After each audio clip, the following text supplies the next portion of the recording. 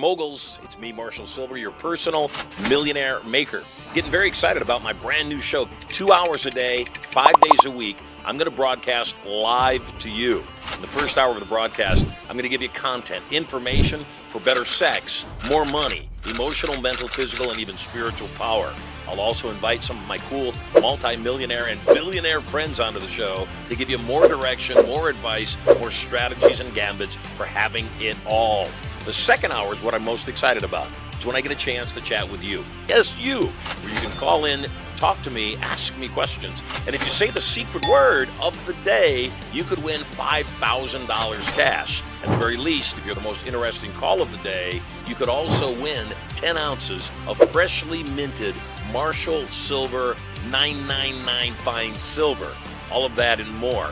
Brand new Mercedes-Benz sedan or SUV up for grabs. My personal Rolls-Royce Phantom up for grabs. All the knowledge to get everything you want and so much more. All you got to do is log in to the show to get information about its release coming up. 2 hours a day, 5 days a week, coming to you live from the bunker right here at Studio Money. I'm Marshall Sylver, your personal millionaire maker. Let me bring in our hypnotist, Marshall Sylver. It's Marshall Sylver, ladies and gentlemen, the world's fastest hypnotist.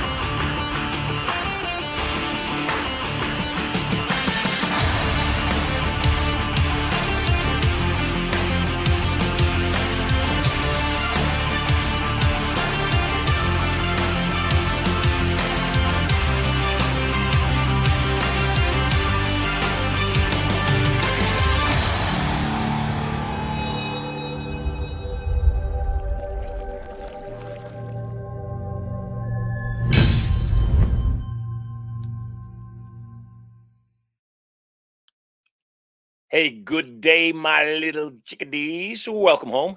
So glad you're with me. I'm having a good time. I don't know about you. It is raining in Southern California. So my cold plunge and my soak in the spa and the sauna, particularly stimulating today. In fact, I was sitting in the I was sitting in the spa this morning and the rain was coming down on me and it was cold. It was a cold rain. Except I was thinking not nearly as cold as it was in Alaska at 53 below zero. We got a monster of a show for you today. I'm going to talk about mindsets and the architecture of what you've got to do to start creating millions. Plus, as usual, we're going to take your calls here on the show, and maybe you might win today. What is it? $8,000. $8,000 cash up for grabs. And all you got to do is say the secret word. The secret words rest on my desk right there. That's the secret word. You know, it's the secret word of the day because the date's on it right there, 2/20/24. And I'm excited. I'm very excited for the show today. Number one, we're getting our stride. We've been on the air. This is show number 7, episode number 7 of Marshall Sylver Live. Already, we are cranking inside of the ratings. And we're doing great. So we're number 5 in investing. I think we're like number 22 on the Chartable chart for business podcasts and so much more. So I'm just thrilled after only, like I said, 7 days, 7 episodes. And here we are. Kind of surprising, too, that after 7 episodes, we've already gotten it up to $8,000 cash. And if you're new to the program, when you give me a call, when you get on the show live, visit studiomoney.info/live guests. You could potentially win this. What is this? 10 ounces of pure Marshall silver. Yeah, it looks just like that. Isn't that gorgeous? Isn't that gorgeous? Isn't that gorgeous? As he points at himself. So at any rate, if you don't know me, I like to have fun. I like to laugh. I like to tell the truth. And I like to be able to help you have a better life. Today's show, we start off with a technology that you're going to learn when you attend Turning Point. And by the way, we're brand new. And since we are brand new, I'm being massively generous. And on today's show, if you have not yet attended Turning Point, I'm going to give you 2 free tickets to Turning Point worth $3,000 a piece and have you come join me in person. I'll show you a video of what Turning Point's all about coming up a little bit later, right before we go into the vault and start taking your calls. When you attend Turning Point, you're going to learn a technology that I created called psychoneuroduplication, PND, psychoneuroduplication. I will tell you up front, I am lazy. I'm extremely lazy. And some people think, oh, I wish I was as lazy as you. I do too. I wish you were as lazy as me. And I'll give you my definition of lazy. Lazy is only doing what you want to do when you want to do it for as long as you want to do it. Anything outside of that, it's a little bit of work. I'm lazy. Ever since I became a hypnotist, when I was 23 years old, which is what is that? 23, 37, 38 years ago. 38 years ago. Oh my God, I can't believe it's coming up on 39 years this year. When I became a hypnotist 38 years ago, I realized I had stepped into what I love. So, as we start talking about millionaire mindsets, first and foremost, I want to introduce to you the concept of the lazy millionaire. I want to introduce to you the idea that maybe, just maybe, the challenge of you not making money is because you are working so damn hard. In fact, you're working too hard. Those that think govern those that labor. When you attend Turning Point, one of the things I'm going to teach you is the rules of the mind. And one of the major rules of the mind is the greater the conscious effort, the less the subconscious mind will respond. That's the reason when you lie in bed at night and you say, I really got to get 8 hours of sleep, and you look at the clock and it's 10 p.m., you got to get up at 6. You lay down, you know you got to get a good night's rest, and you say, got to go to sleep, got to go to sleep, got to go to sleep. Then you roll over, you look at the clock, and it's 11 o'clock. You've lost an hour, and you still have to get up at 6. And you say, oh my God, now I'm only going to get 7 hours sleep. That's okay, I'll be fine. I just have to get some sleep. And you close your eyes, and you toss and you turn, and you attempt to force yourself to go to sleep, and you don't go to sleep. And you look at the clock, and now it's 12:30. And you say, crap, now I'm only going to get 5.5 hours sleep. I'm going to be a wreck tomorrow. And so you force yourself, and you count sheep, you do anything, and you're still not asleep. And it's 2 in the morning, and you realize you're going to get 4 hours sleep. You're going to be a wreck the next day. You also realize there's nothing you can do about it. You realize at some point, you always realize you're going to get the amount of sleep that you're going to get. Not a wink more, not a wink less. That's how much sleep you're going to get. And your obligations are still going to be due and payable when you get out of bed. So regardless of how much sleep you get, you still got to get up at 6. Whereas if you just gotten into bed and said, you know what, I'll go to sleep when I go to sleep. I'll wake up on time, extremely refreshed, ready to face the challenges of my day. When your brain, when you tell yourself that on a subconscious level, when you program your brain that way, guess what happens? You go to sleep when you go to sleep.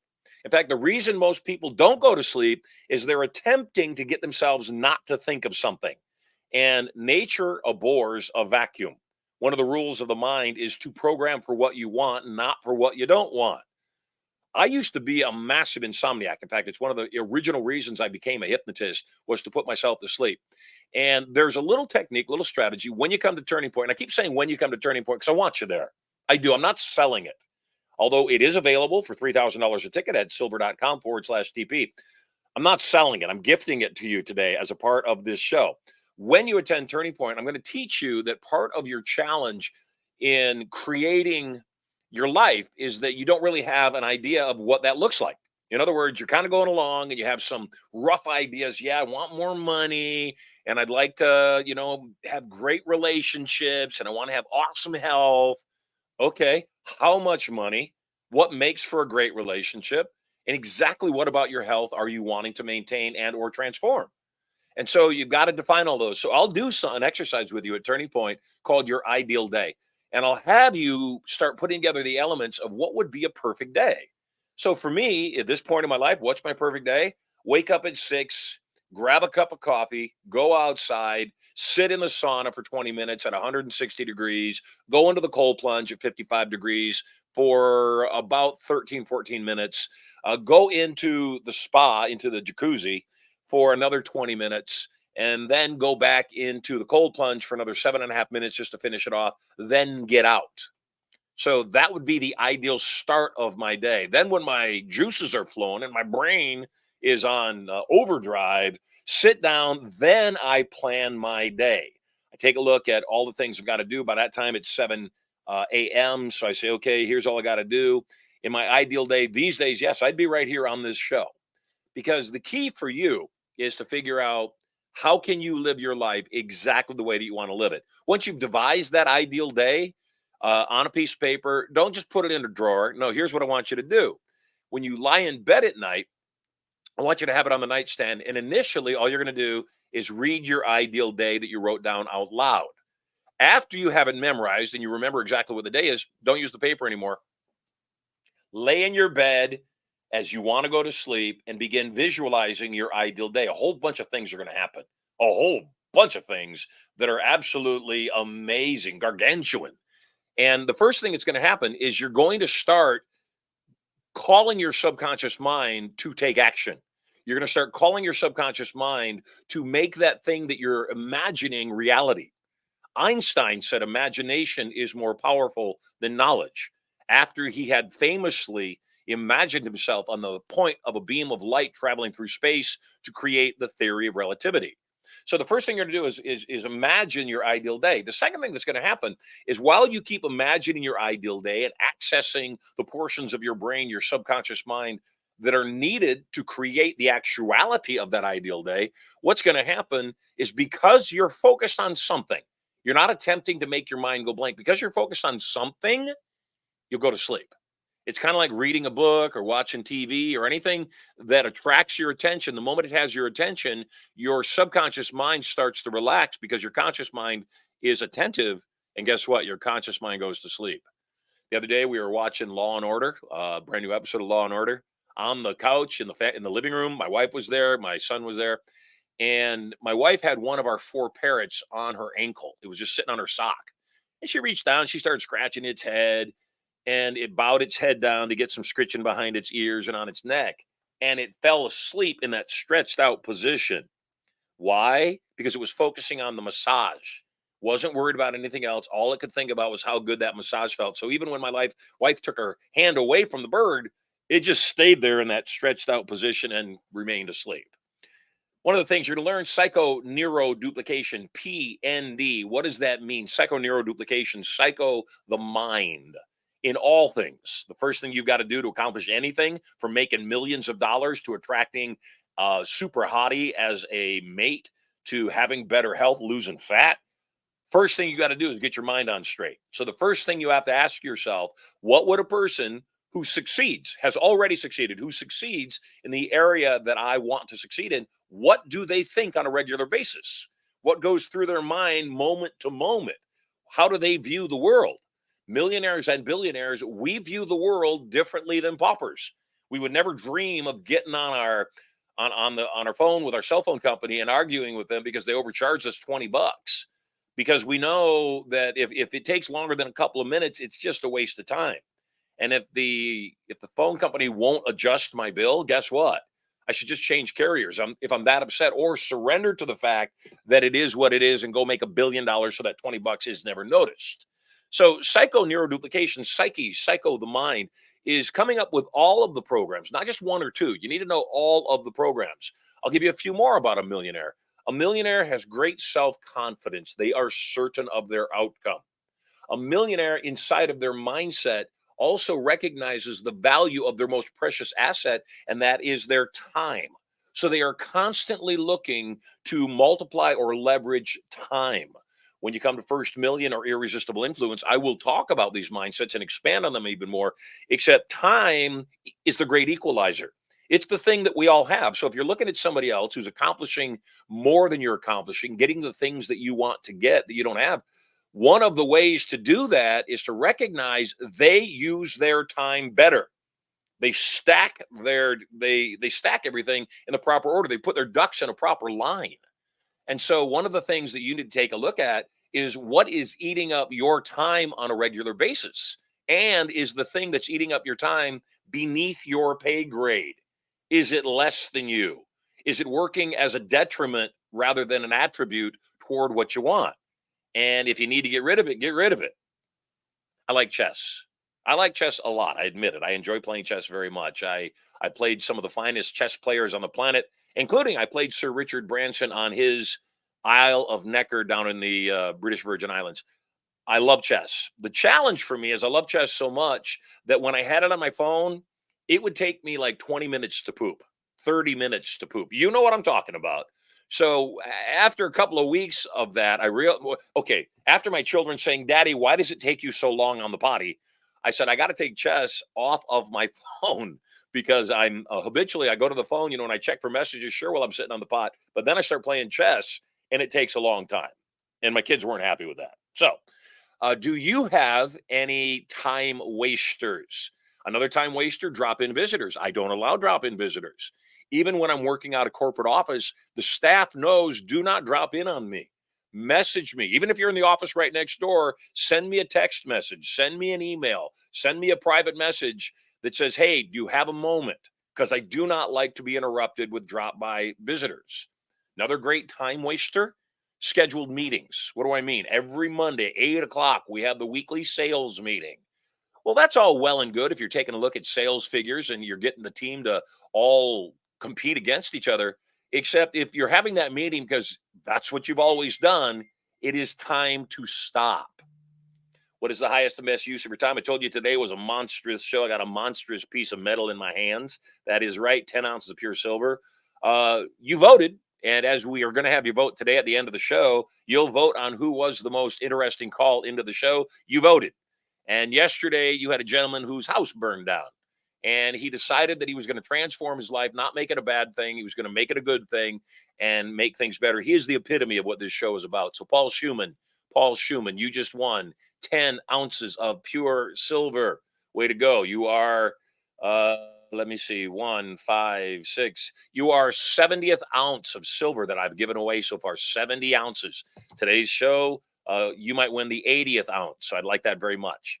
So at any rate,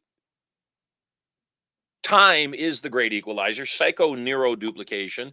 What is the next portion of it? Psycho-neuro, nervous system, your body. There's a book. It's called The Secret. A lot of phenomenal authors. A lot of my friends actually wrote the book. They're really good people. The book sucks. It's dangerous. In fact, to an amateur, it's downright deadly. And I'll tell you why. The book teaches the law of attraction. And because it teaches the law of attraction, it talks about the fact that what you need to do is will the things into your life that you need to have happen in your life. Okay? That's one thought.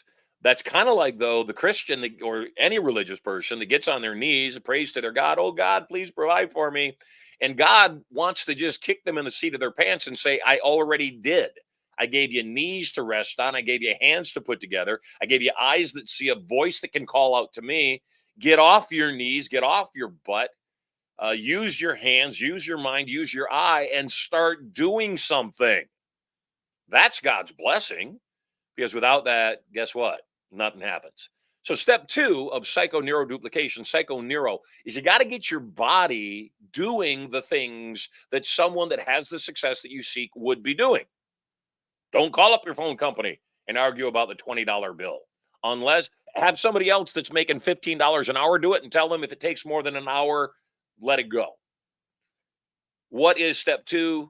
Step 2 of psycho-neuroduplication is gather up all the available data for the task at hand.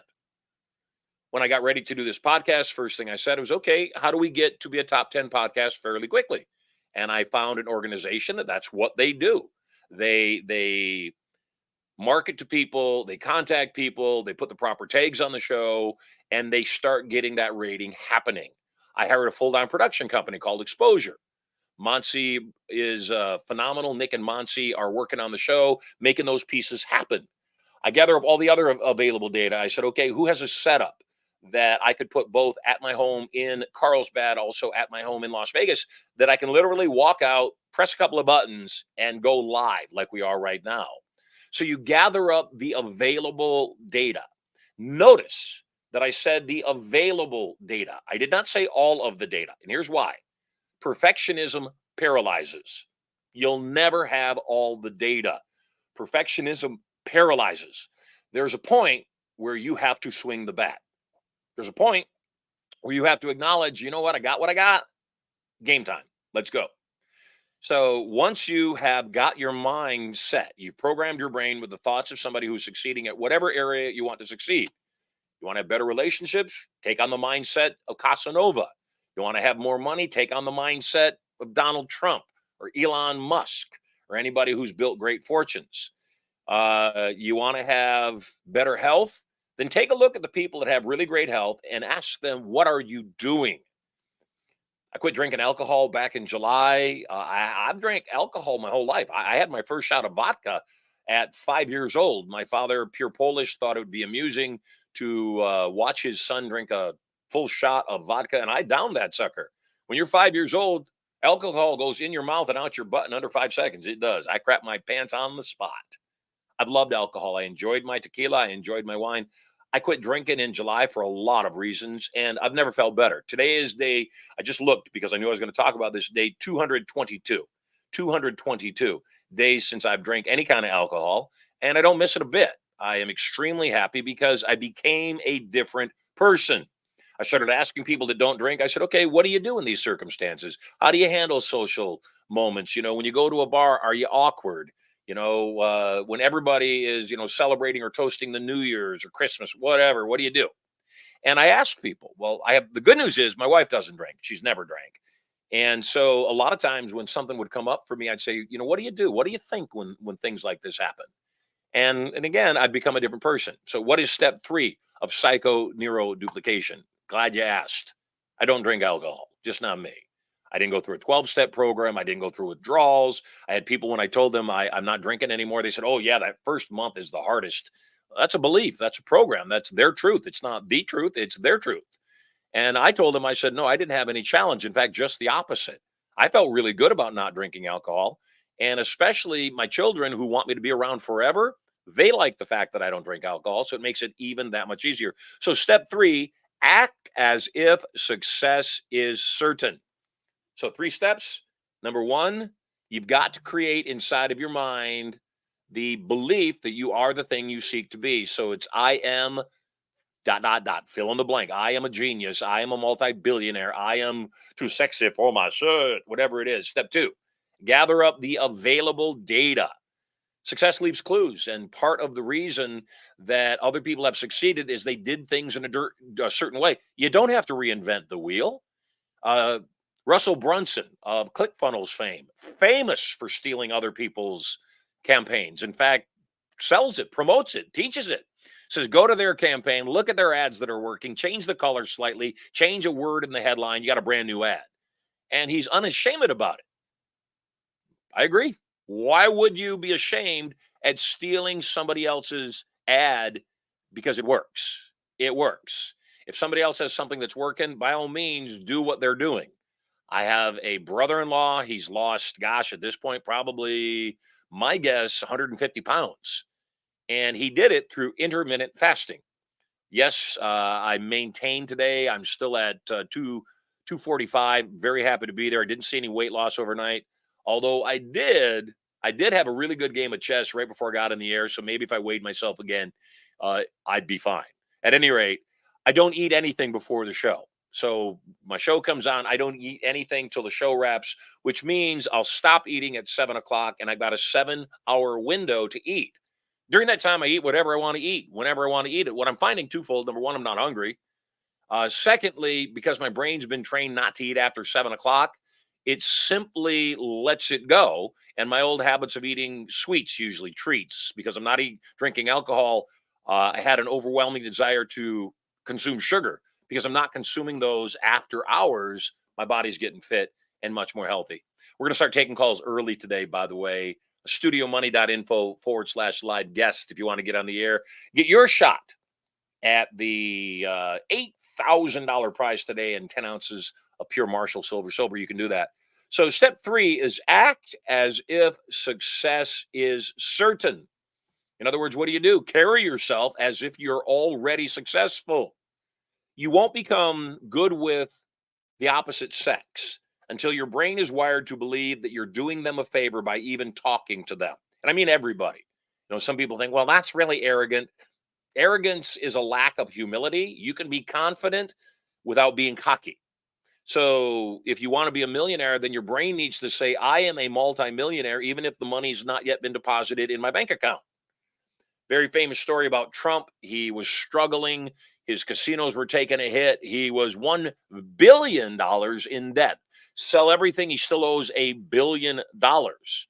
And he's walking down the street with Millionaire, his wife, and he says to her, they see a homeless person on the street, and he says, that homeless guy is worth $1 billion more than I am right now. He doesn't have $1 billion in debt, likely, and I do, so he's worth $1 billion more than me. Sound logic. Makes sense to me. except he's Donald Trump. And he knows that he's made $1 billion, so he can make $1 billion plus again. There's an old expression that says your first million is the most difficult one to make, that once you know how to make $1 million, you can simply do it again and again and again. And I would agree with that. Wholeheartedly, I would agree with that. In fact, so much to the point that I say, if your first million is the most difficult one to make, skip it. I mean that. This is not a joke. Move on to the next one. How do you do that? By saying the words, I am a multimillionaire. Just say the words. That's all it takes. Well, they couldn't be that simple, Mr. Rich Hypno Man. What if it is? What if all you needed to do was start by saying the words, I am a multi-millionaire. It is my birthright. It is my destiny. Because we find what we're looking for, your brain will immediately start looking for evidence to support the program you just fired off. And since we find what we're looking for, guess what? You find it. When I was a kid, my sisters got a hold of a Ouija board. We were at the chicken coop house. They got a hold of a Ouija board, and I was 7 years old. Very impressionable. The programming's still happening hot and heavy. And they got on the Ouija board. They started asking questions about different family members. And when they got to me, I was already a magical hobbyist. And when they asked the board what's going to happen in Marshall's future, it said he will become very rich and he will become very famous. Now, at 7 years old, I believed that Ouija board was magic. I believed that it was talking to some entity that knew the future. And so I believed it. I believed I was going to become rich and famous. I have a different belief about the Ouija board now. Now I believe it's psychosomatic, that it's pushed around the board by the people with their fingers on it, because I've never seen a Ouija move on the board without hands on it. The day I see it move by itself, then I'll say, yep, I believe in the Ouija board now. So at any rate, because I believe that, I started living that. And it was shortly after that that I booked my first professional show. It was shortly after that that I started making money. It was shortly after that that I started working full time, 40 to 50 hours a week at 10 years old. And it's all because of that I know who I am. Money comes easily and readily to me. I am a people and a money magnet. People fall easily into my life that will support what I'm going for. All of these programs, they matter. Every single thought in your brain is chosen. You do not have random thoughts. There's no such thing. There's also no such thing as willpower. You can't force yourself to do something that's against who you are. So the bottom line in creating a brand new life for yourself is this simple adage. It is not enough to learn. You must become someone new. Back when I was 17 years old, I got tired of people my name. My birth name was Sylvestrak, Sylwestrzak. The family name in Poland was Sylwestrowski, which was 13 letters. So my dad thought he was doing us a favor, shortened it to 11. No favor. I shortened it to Sylver. And when I first changed my name to Sylver and I would say hello to people, my friends who knew me by my old name would say, oh, that's not your name. This is your name. And I said, no, that was my name. This is my name now. The Bible says, be ye transformed in the twinkling of an eye. In a single moment, you change who you are. In a single moment, you commit. In a single moment, you are committed to this new personality. So the question I have for you is, what are you committed to? The world's going to do what the world does. On some days, the world's going to bless you and things are going to be easy. On other days, it's going to be sure hell. It's going to be absolutely, seemingly impossible, because that's life. I happen to be very, very grateful. Thank you, God. My life is unimaginably joyful right now. Okay, it's imaginably joyful. I have the most perfect wife. In fact, I'm going to do a whole week on relationship coming up soon, because Erica has made my life so easy, so good, that it's easy for me to excel in all areas. I remember before Erica, I excelled, except it was a nightmare. It was not easy. It felt like a wrench was being thrown in my gears every day. My children are perfect. I was sitting here in my towel after I got out of my spa treatments at Spa de Silver Sands, and I'm sitting here in my towel, and I already put my shirt on, except I'm in a towel, and my son comes in and says, do you need pants, Daddy? And I said, yeah, I'd love some shorts. So if I stand up, that they don't get more show than they paid for. And my son went and took care of that for me. I have the most perfect children. I have the most joyful life. I've got the best fans. You guys are amazing. Absolutely amazing. Vincent DiCarlo, don't go advertising your salsa, no matter how good it is, in my feed until you send me a case. So if you're going to promote anything, you make sure you send me what you're going to promote before you promote it, so I can give you my stamp and then you promote it. But Vincent, you owe me a case of salsa. So those three steps: psycho, neuro, duplication. First and foremost, millionaires know they're millionaires. Secondly, they gather up the available tools. What's one of the biggest tools of becoming extremely wealthy? Delegate everything. That's your job. I saw a post the other day. Elon Musk has 60,000 employees. How in the world does he have 60,000 employees when you can't manage two? Well, the fact of the matter is, kind of like when I was talking to Sir Richard Branson on Necker Island, I asked him the same question. I said, "You've got tens of thousands of employees. How in the world does that work? How are they all managed?" He said, "I manage 10. And if I find that I have more than 10 to manage, I give the 11th and on to somebody else to manage." He said, "If any of those people have more than 10 people to manage, guess what? They hire a manager to manage 10 people, who hires a manager, who hires a manager, so on and so forth." So the bottom line is that you've got to once again ask yourself, am I doing things that are outside of IGAs? What's an IGA? An income generating activity. Your job as the figurehead of your business, let alone your life, is to figure out what activities actually assist you in the process that you're seeking to accomplish. If you're seeking to make money, then there's four methods of creation. One is labor.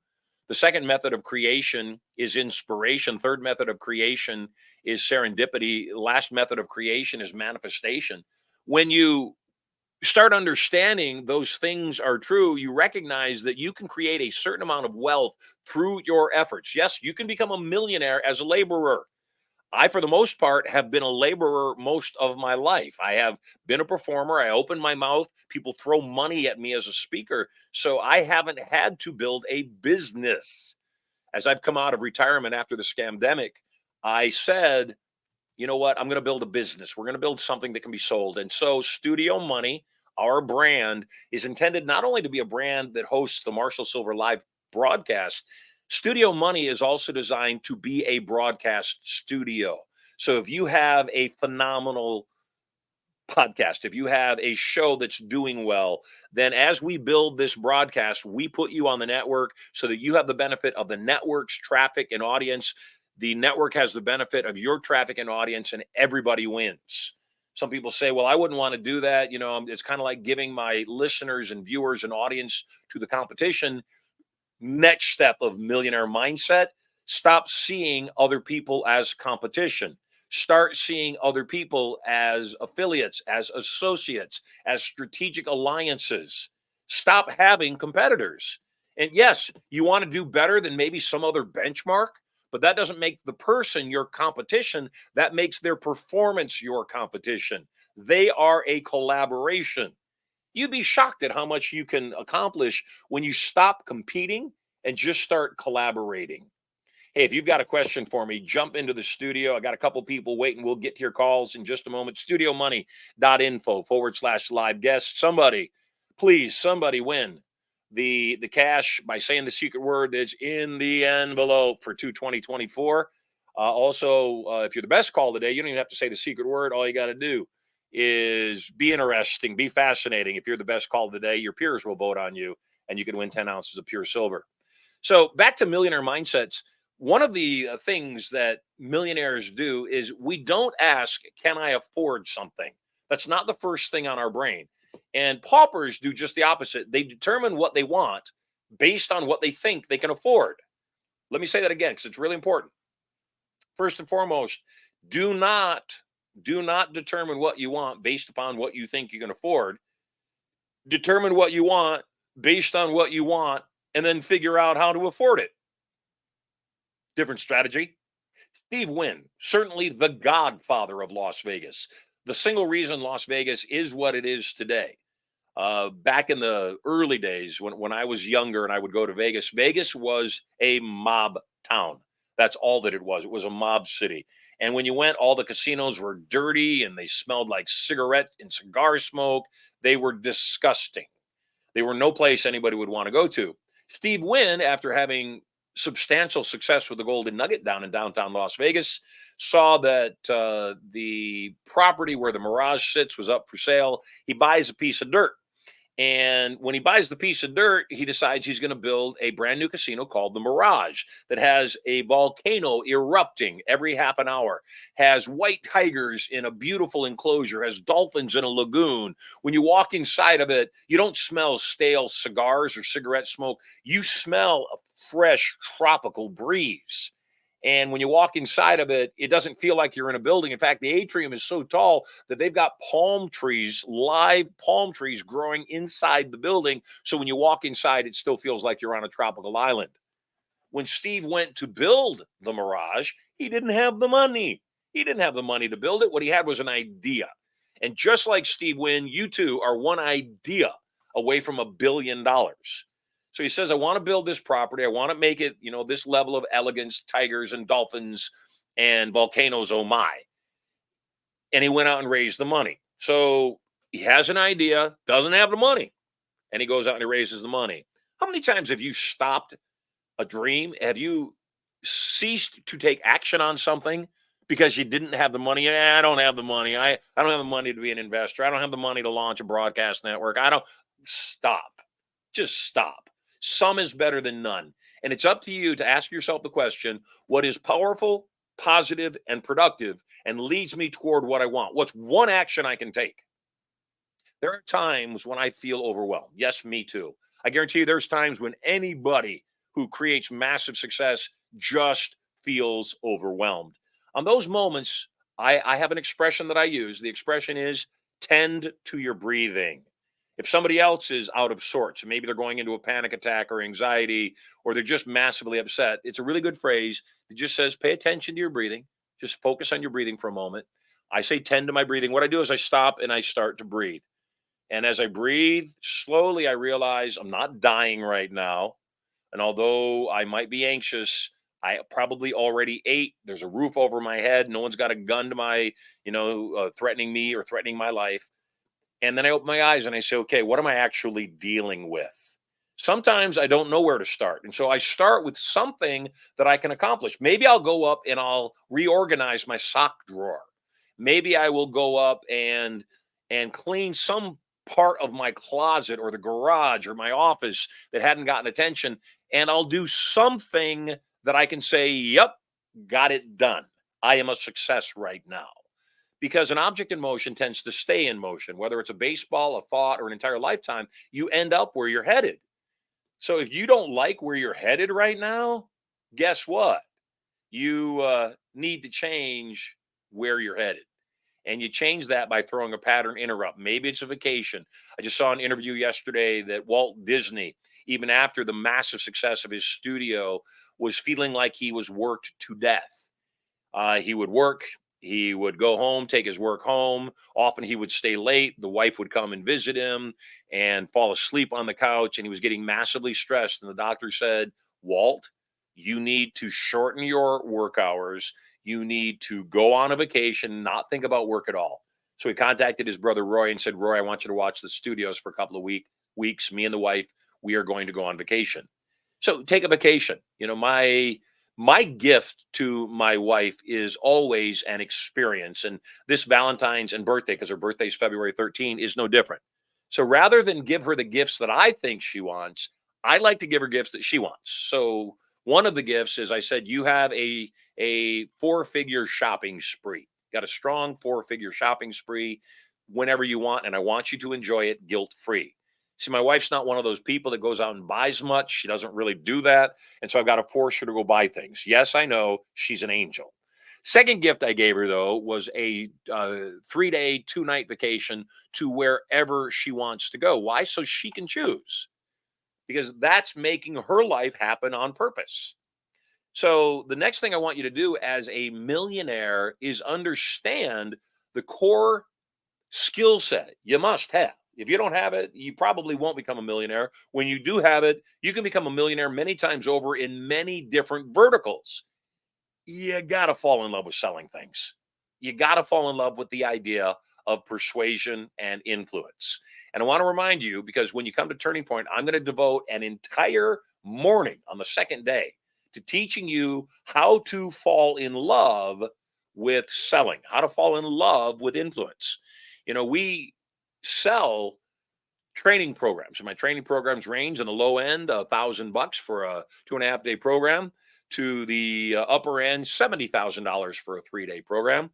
And because the program has a substantial investment attached to it, we get a different level of commitment from our students.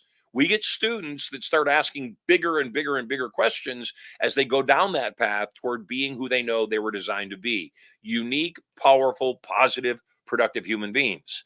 In that process, sometimes it is a complete reinvention. It's not unusual for me to have somebody come to me via some stream, whether it was network marketing or real estate investing or cryptocurrency trading. It's not unusual for people to come to me via a particular wealth vehicle and then decide after they've met me, that's really not me. I really don't want to invest in real estate. Cryptocurrency, too volatile for me. I'm not having fun. If you're not having fun, yes, that's the lesson. You got to figure out what it is that's fun. I'm on the air live 2 hours a day. That's unusual. In fact, I cannot find another show like mine that is live 2 hours a day, 5 days a week. If you know somebody that's already live 5 days a week, at least 5 days a week, I don't care how long, but if they're live 5 days a week for at least an hour, point them out to me.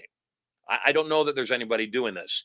Every single person that I told I was going to go live 2 hours a day, 5 days a week, every single one of them, including all of my most successful buddies, they said, "Are you sure you want to commit to that?" And my response was, "Yes, I do. I'm a broadcaster by nature. I've been on the air since I was 17 years old. And yes, this is what I'd like to do. I'd like to generate an audience with hundreds of thousands of people here every single day. And yet everything begins. Everything begins. And no matter what you're about to get into, I want you to, thank you, Satya. No matter what you get into, I want you to be conscious of the idea that it's probably going to suck in the beginning. It's probably not going to be fun in the beginning. You're probably going to work your butt off and not produce much of a result, if anything, that's even measurable. But you got to do it anyway. You got to get through that time. I launched the broadcast back in 2013. We actually had extremely good success with it. It was before anybody knew what a podcast was, though. And because we launched it before anybody knew what a podcast was, the pressure was too much. I had my second child had been born that year. My mother died that year, and I just needed a break. You know who didn't take a break? He started his podcast right before mine, actually, like 2 months before we launched that broadcast. Joe Rogan didn't take a break. Joe Rogan stuck with it. Joe Rogan is the most highly paid broadcaster of our time. He is the most highly paid broadcaster of our time. And the beauty is that he does not have to kowtow. He does not have to bend his knees to anybody. He teaches what he wants to teach. And at this point, he's so big, they're not going to be able to kick him off the air. You know who else didn't quit? Tucker Carlson didn't quit. He said, "No, you can fire me, except I'm not going to quit."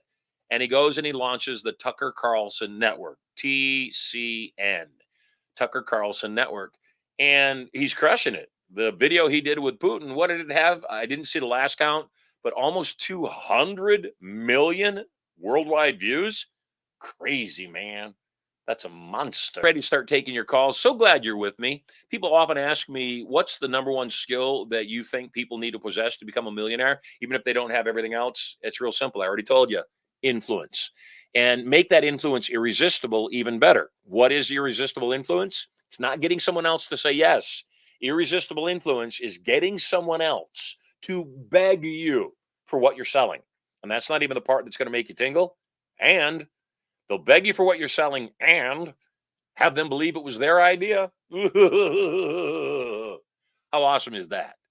That you could talk to somebody in language patterns that are so compelling that at the end of your conversation, they would say, "Take my home, nothing down, please." Do you think it's possible? Do you think that you could communicate that way? Do you think maybe it's possible that you're communicating in such a way that you're actually pushing people and you don't even know how you're doing it? That the way you communicate, even though you think you're doing them a favor and that you're communicating well, the challenge is you're pushing them away. I'm always amused when I go on social media. It's really easy to know somebody's personality when you take a look at their social media platforms. I'm not hard to figure out. Most of my posts that aren't done by my team, anything that's done by me, 7 out of 10 times it is going to be my family. I'm going to post a picture of Erica or the kids or all of us together doing some family activity because they are my priority. Yeah, you'll see me post food from time to time because I like good food.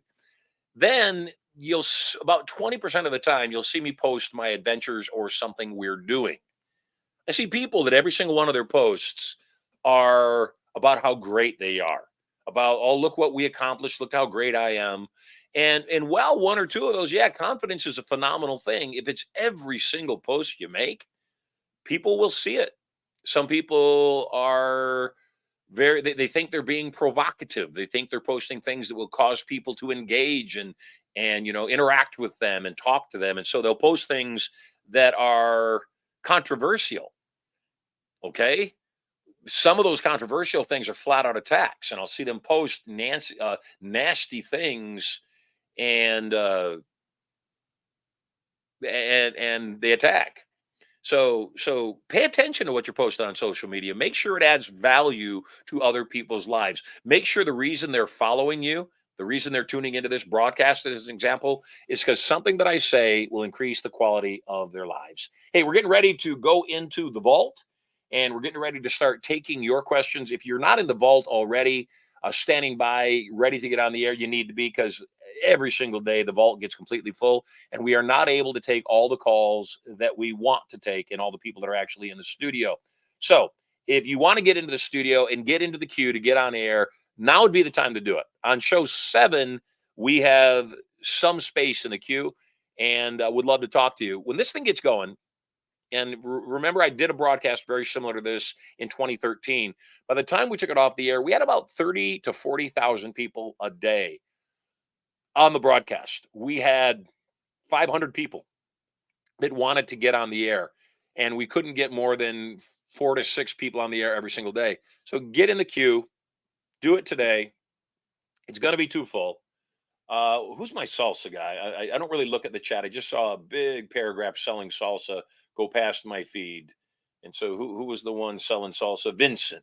I tell you what, Vincent. Yeah, I'd like some of your salsa, but I want you to tell me about it. I want you to sell me on it.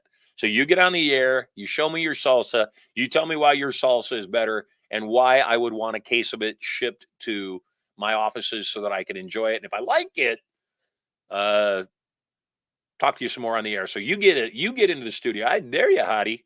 You get into the studio. Tell me why I should talk about your salsa on the air. So we're about to go to the studio. Remember today, a lot at stake. I've given you plenty of clues as to what is in this envelope. What's the secret word of the day for 2024? I also said if you're the most interesting call of the day, then I have 10 ounces of pure silver for you. And I'd like it to be you. StudioMoney.info/live guests. Get in the queue before it's too late for you. Turning Point. 2 tickets to Turning Point when you get here. What is Turning Point? Turning Point is designed to do 3 major things. And again, I'm not selling it. I'm giving it away. 2 $3,000 tickets to everybody that gets on the air if you have not yet attended Turning Point. First thing it's going to do, it's going to show you how to reprogram your brain with the thoughts of a multimillionaire. I'll actually program your brain at Turning Point repeatedly to start taking on those thoughts. Second thing, it's going to teach you the skills of irresistible influence, how you can sell anyone, anything at any time. And then lastly, Turning Point is going to, and I warn people about this, it's going to turn up your wantingness. It's going to make you want a bigger life. And the beauty of what turning up your wantingness will do, it'll give you back your mojo. It'll give you back your motivation. It'll give you back your drive to produce at a higher level. We have been using a service, a private jet service between San Diego and Vegas. And I've been using the service because it was infinitely, especially after Biden's gas price hikes, it was infinitely cheaper than chartering a plane. Back in the day, I could charter a plane to Las Vegas for right around 5 grand. Then it went up to right around 8 grand. After Biden got in office and gas prices multiplied, and don't even argue that they haven't. That's just insane. After gas prices multiplied, the one-way trip started to be about $15,000. And so at that point, I just said, man, especially if it was me traveling alone, it's too much. 30,000 round, it's too much. Let's drive it. And I attempted to drive it after all these years a couple times. And God was watching out for me. The last time I drove to Vegas, we got a flat tire en route to Vegas in the middle of nowhere, literally an hour outside of Vegas. They had to drive from Vegas, come pick us up, come tow the car to Vegas to repair it. And then we get back in the car on the trip back, and I'll be damned if I didn't get a flat tire on the way back in the exact same out of the way location as I did on the way there. So I swore that I wouldn't do that anymore. So we found a service called SetJet that provided transportation between San Diego and Vegas and a few other locations. And it was $750 a person. So my family of 5, it's under 4 grand one way, back to the old days. Downside, we did have to share it with random passengers, except it was a 16-seat private jet. The back compartment sat 5 people. My family would just go back in the back, and for all intents and purposes, it was private. SetJet just went out of business. It just went out of business. And since I believe everything happens for a purpose and it serves us, I realize now may be the time to buy the studio money jet. It's time. Higher and better use of my time. So at any rate, here's what we're going to do.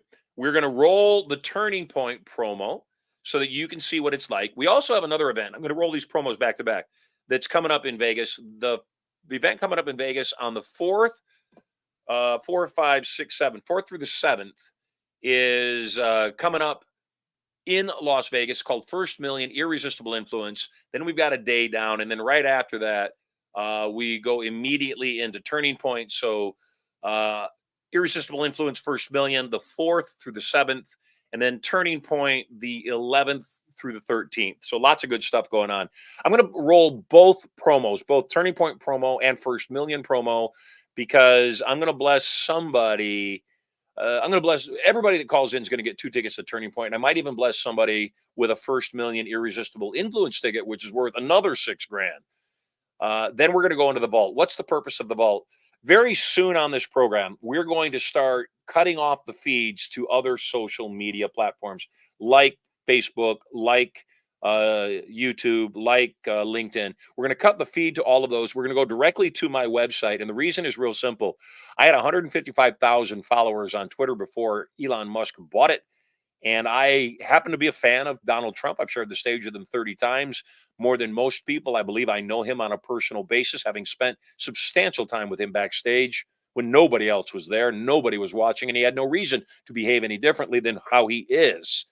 I happen to believe that part of the challenge for people is that they don't realize how their hypnosis keeps getting in the way.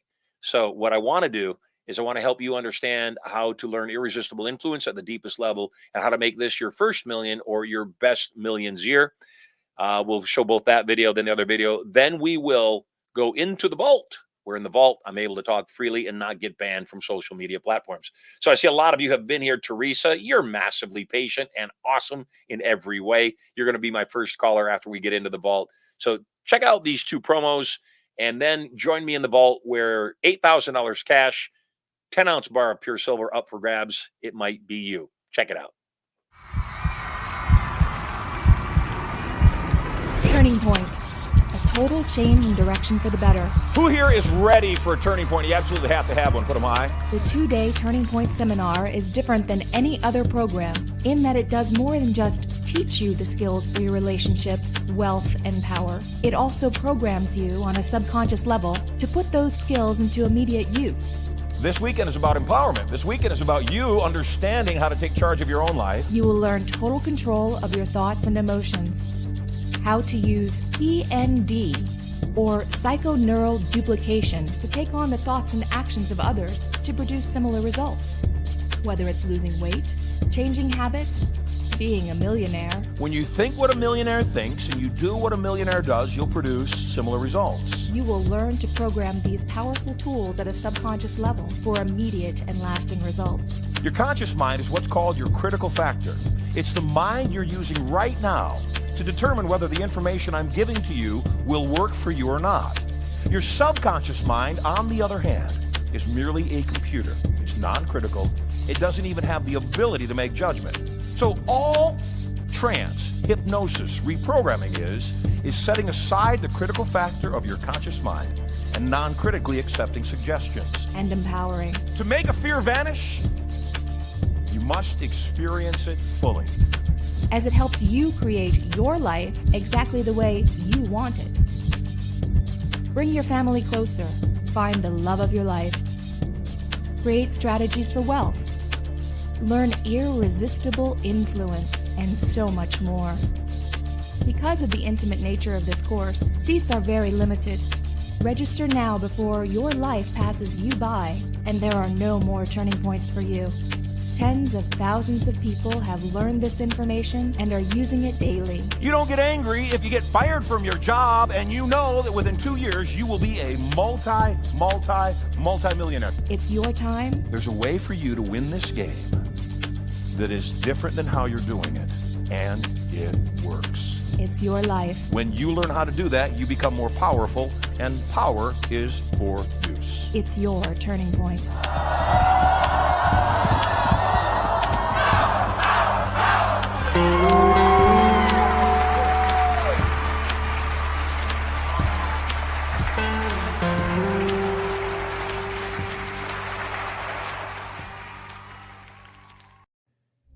Isn't it time for your first million? Wouldn't it be wonderful to be able to do what you love and learn how to monetize that on a 7-figure level? Do you want to know exactly what you need to do and what not to do to have your biggest year ever? If not now, when? First Million. A 2-day subconscious learning experience that both teaches and programs you with the personality traits and habits of multimillionaires. At First Million, you'll learn how to take almost any wealth vehicle to a 7-figure level or better. You'll learn how to stop using vehicles that don't work, are too difficult, or simply unsuited for you. Making money is supposed to be fun. Stop living your life, getting ready to live your life, and start living a life of adventure. First Million was crafted to not just change what you do, it's also going to change who you are. Instead of trying to become a millionaire, you'll learn that you're already a millionaire, even if the money has not yet been deposited in your bank account. Beyond mindsets, you'll learn the actual personality traits of multimillionaires, so you'll naturally do what millionaires do to produce a similar result. One of the key personality traits of a millionaire is charisma. Imagine being able to walk into a room and without speaking a word, have the entire room drawn to you. Imagine others hanging on your every word, wanting to be near you, to be in business with you, and hungry to buy whatever you're selling. First Million will teach you how to use the charisma that politicians, entertainers, CEOs, and celebrities use to move nations and make millions. You'll also learn how to get more done in less time. You'll learn priority management and what the highest and best use of your time is. You'll learn laser-like focus upon IGAs, or income-generating activities, and you'll learn to let go of anything below your pay grade. What if you had more customers than you ever imagined? What if they came right to you and fought to buy from you? At First Million, you'll learn attraction marketing and strategies to get others to pay you for your marketing and advertising before they even purchase your offer. When you attend your First Million, you'll begin to see an overwhelming amount of amazing opportunities all around you. You'll look through the matrix and easily identify target-rich environments. You'll learn dovetailing and stacking strategies to acquire more customers and do more business with the customers you already have. Unless something is sold, no money is made. Whether you're a sales pro, a novice, or even scared to death of selling something, your First Million is going to have you fall in love with influence and enjoy it as the game that it is. When you believe in what you're selling, you're obligated to sell it. You'll learn exact language patterns of influence and persuasion. You'll learn how to get others to ask you for what you're selling and have them believe it was their idea. You'll become dynamically able to use arcing statements, direct links, embedded commands, and so much more.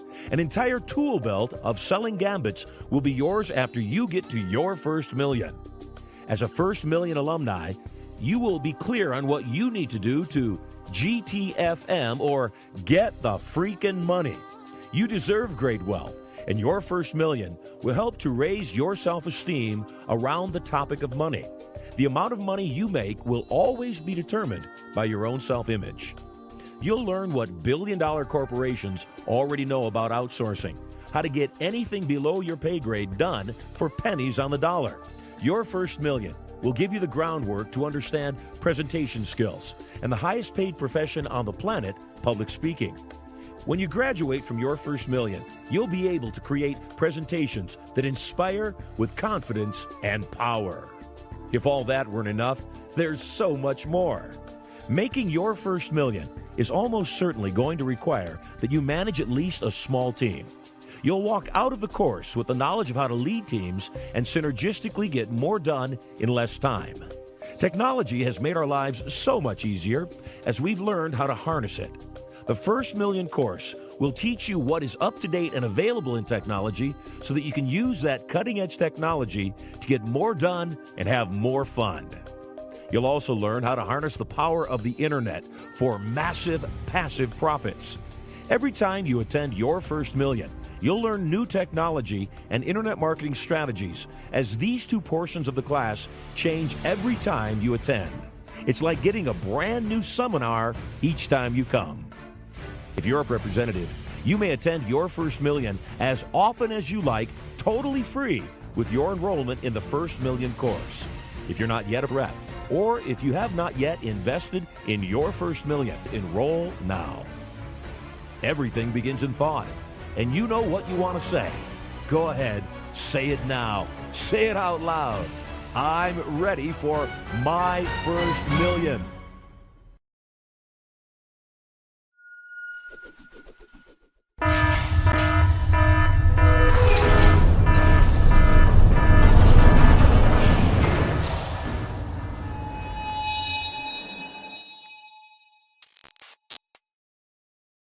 Yes, we are live in the vault where we can talk about sex, money, power, and all my favorite topics. So I'd love to have you join me in the vault. Go to studiomoney.info/live guests to get on the air. Teresa, you've been patient. You were actually in the studio waiting to get on the air at the top of the show. So I compliment you on your dedication and your ability to make things happen. Welcome home. Thanks. Thanks, Marshall. I really appreciate it. Well, you invited me here today, actually. I invite everybody. Absolutely. So where are you right now? I am actually in my Airbnb off of Blanca Mountain. I was going to have that at my background, but it's so bright outside, you can't see it. But I do want to just turn it and so you could see. Maybe you could see it. Let's see. Well, how beautiful is that? Look at those mountains. Yeah. That's our mountains. And you got snow. Yes. Today's going to be 50 degrees, though, which is awesome. Well, I'm so happy for you. Yeah, I really love the temperature. So what's your question? So, I went to you are Inner Circle. I'm in Inner Circle, and I went to Turning Point, and from Turning Point, I jumped in and went all the way to Inner Circle right after that. Yeah, you did. And you jumped on my private jet and flew back with me from Ohio. Yeah, you guys are amazing. 4 students, as you know, yourself and 3 other people, made the commitment in Cincinnati. We're going to Inner Circle, got it done by Monday, the following Monday. Yep. And on that, I think it was Sunday, you were on the jet with me and flying back to Carlsbad. So yeah, you're amazing. And I also want to point out something, and this is really important for me. Your significant other, your hubby, supported you in going for what you want. You know, I go on and on about Erica. And so I want to point out and acknowledge when other people have amazing significant others, and your amazing significant other supported you in coming to Inner Circle. And it's a $70,000 program, supports you in going for more. And again, I don't know how the relationship is going. All I can say is I make sure when Erica takes the care that she takes of me, I make sure everything she wants is handled, no matter what that is. So glad you're here. One of the reasons why I went to Inner Circle was for my relationship with my husband to be even better than it is. And you, of course, gave me some awesome pointers and how to do that. And in this several weeks, it's only been several weeks, everything has turned. Everything has turned. It really is a turning point. And that's what I really wanted for us. So he is very much my rock, and he supports me, and I love that. He actually was the one that asked me to text you my question for today. And so from Inner Circle, you had talked about Caesar, that does the collaborative books. And I've been wanting to do a book, but my book is not a writing book. My book is more into my art and my nature that I do. I take thousands of pictures. I like art. I like drawing. I like painting. I love photography. And that was one of the things that I found. I mean, I was in Turning Point because of real estate, but I was really found that that's not my passion. That was the vehicle I wanted to make my millions on. But really, my passion is nature and art and beauty. And I mean, where I live, we're where we want to live. We don't necessarily, I mean, it would be nice to have a plane so I wouldn't have to drive 5 hours to Denver or 4 hours to Albuquerque to get to Vegas. But you know, and I love where we live. I love, we have water rights, and we have an island that's just, it's our paradise. It's our little paradise of island. So really excited about that. But so my question, my question is, I was going to do the collaborative book with Caesar, and I was talking to Jeff, my husband, about it. And he said, ask Marshall. He's like, you even told me that, you know, your passion is not real estate. Your passion is not writing. He says, I've never seen you really write things. And I'm like, no, that my book is not writing. My book is more of a picture art book. And he's like, well, does it make sense for you to actually do this book with Caesar when you're not really a writer?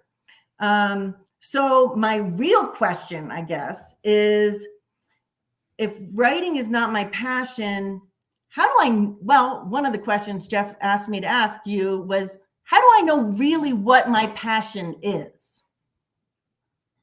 Sounds to me like you already told me.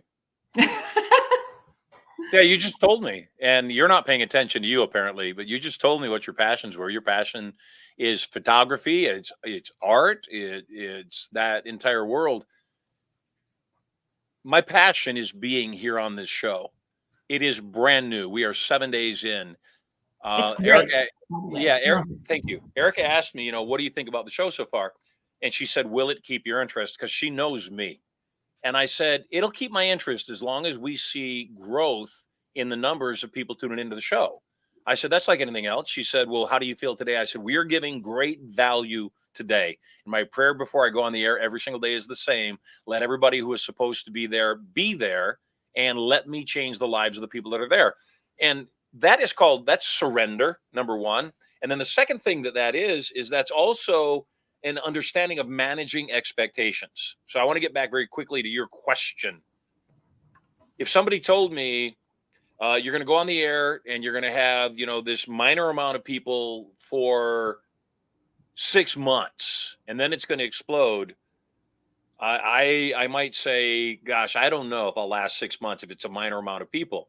But if they said, all your other worries are concerned, and every day for 6 months, there's somebody on the show that needs you. And even though the numbers won't be very big, somebody needs you, and you're going to save someone's life every single day. Oh yeah, sign me up. Absolutely.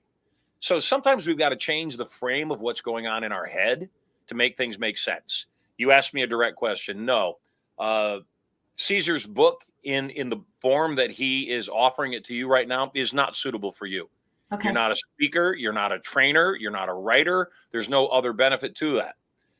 That said, do I think that a book would be beneficial to you? I do.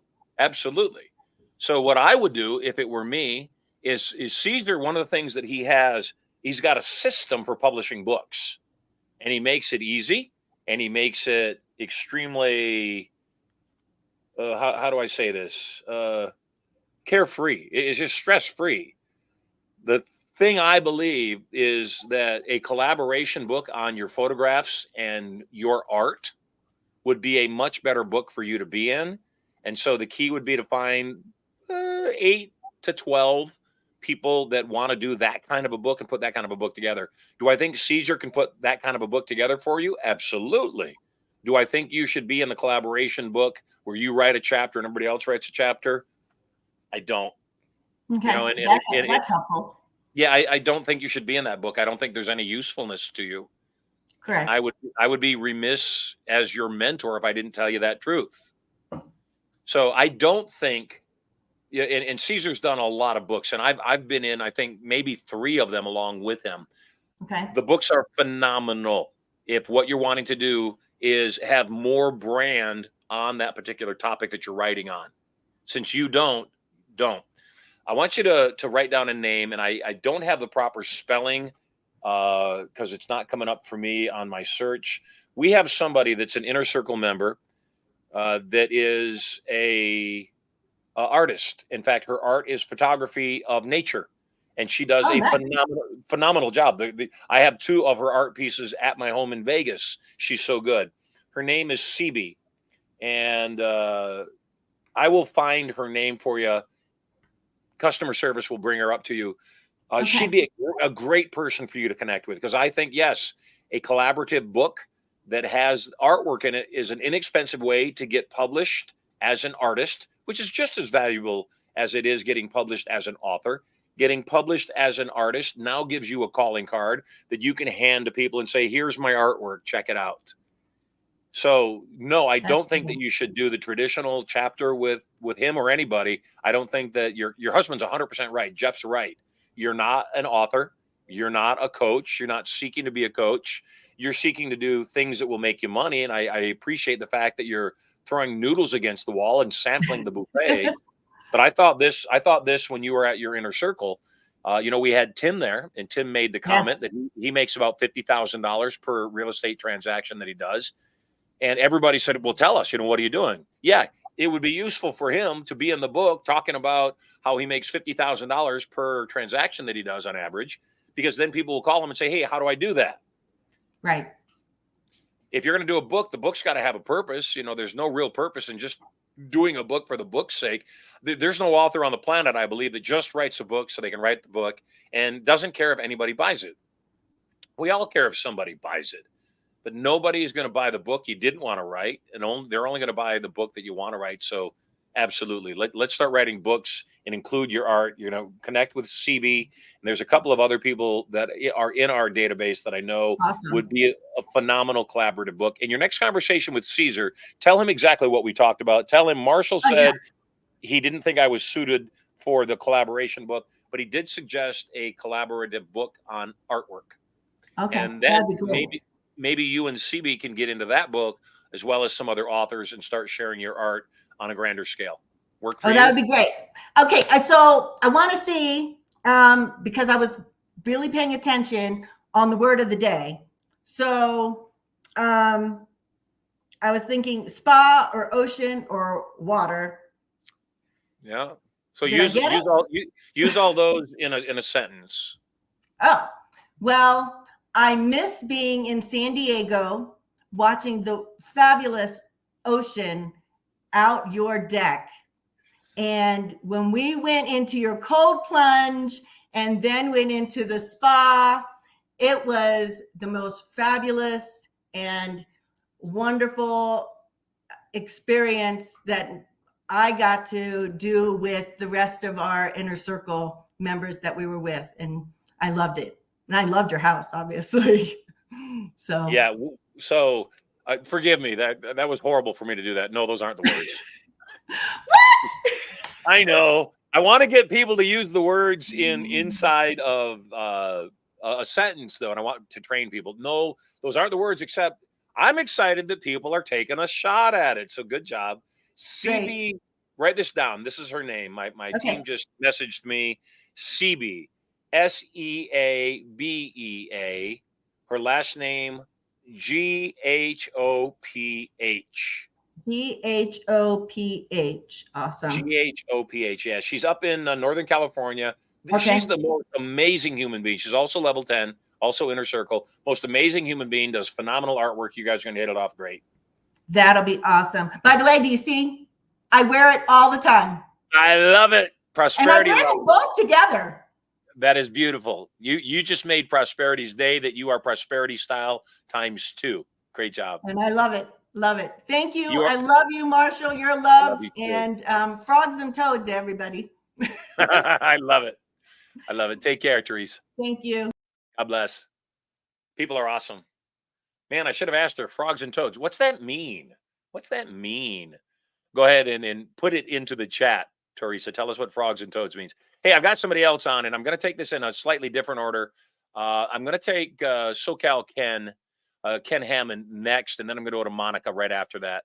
So make sure you guys stay on. Daniel and David, I see you there too. So let's move as quickly as we can. Hey, SoCal Ken, calling from the car.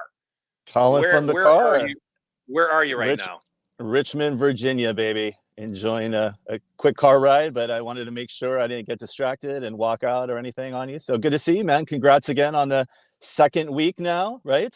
Yeah, we're on day 7 of the broadcast. And for those that don't know, Ken Hammond and I have a history. Ken listened to the broadcast, 11 years ago when we were doing the previous broadcast, $1 Million Training Network.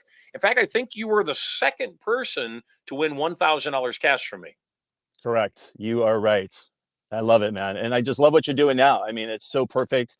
I think you could do this commitment. And like you said, this is what you do. You help people live.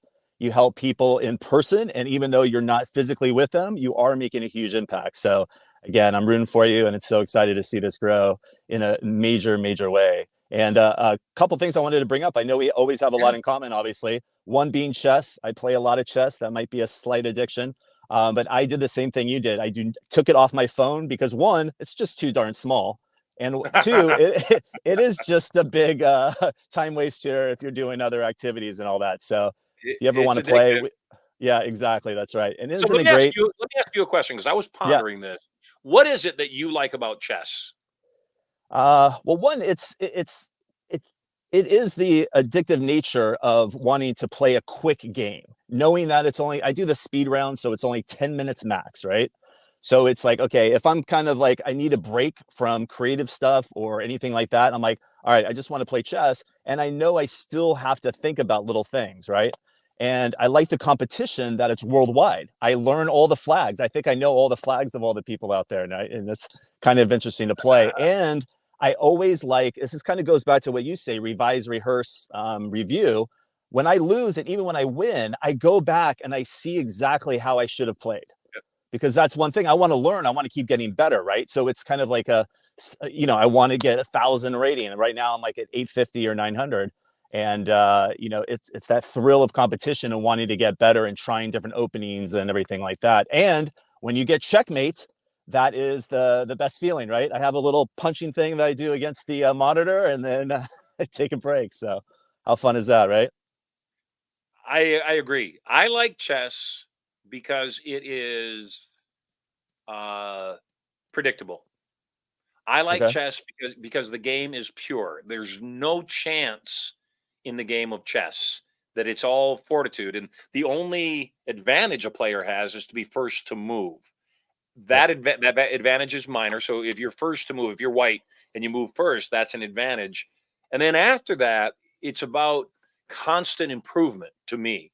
Obviously, if I take your bishop, then I have that advantage over you. If there's 8 primary pieces, 7 not counting the king. If there's 7 primary pieces, not counting the pawn or the king, if I take your bishop or I take one of your primary pieces, I'm that much ahead of you, which doesn't seem like a lot. But if we trade pieces for the rest of the game, then I ultimately will be one major piece ahead of you, which gives me a substantial advantage. And so Right. one of the things I like about chess is I like the order of things. I like being able to come back and do better the next time and better the next time and better the next time. The other thing I like about chess is it requires forward planning. Another one of my favorite games is Scrabble. And the reason I Mhm. like Scrabble is just like chess isn't just what's on the board, as you know. If you're playing online, I don't really play online anymore. I only play in person. But if you're playing online, that people start talking trash.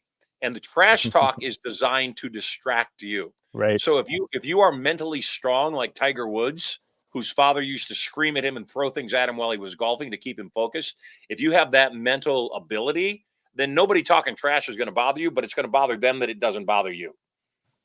Exactly. So, Exactly. And I so love the time pressure too. And I'll follow up with my question. The time pressure is great too, because in theory, yeah, you can make the perfect move if you have unlimited time to do things. But I love challenges that are in a specific time because your heart starts beating a little faster. You know you have to make a move, and the other person does too. Which again, if you're drinking alcohol and you're trying to play chess, you're not probably going to do too good. So that's another thing. I know we both do not drink alcohol. I've cut that out of my life, and also caffeine as well.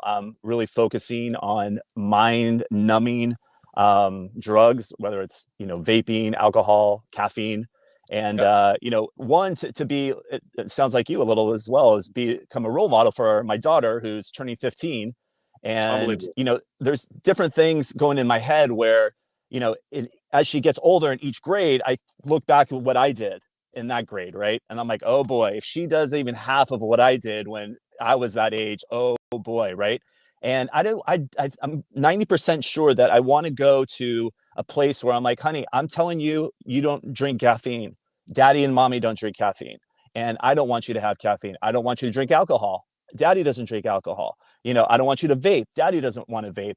But part of me, I don't know if it's her personality. Some people just want to try new things, and is it okay if she has a sip of something, or is it no, under no circumstances ever again, ever do this? And I don't know if what the strategy should be. Like, she did admit one time where it's like, you know, she's friends with lots of people. She's very social. She's an athlete.